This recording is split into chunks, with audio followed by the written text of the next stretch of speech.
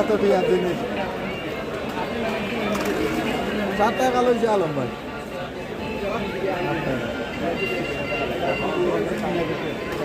হ্যাঁ আমিও তো কত লইছি আমি 7 টাকা লইছি, এই সময় 10 টাকা বেচতে 9 টাকা বেচতে না বলে।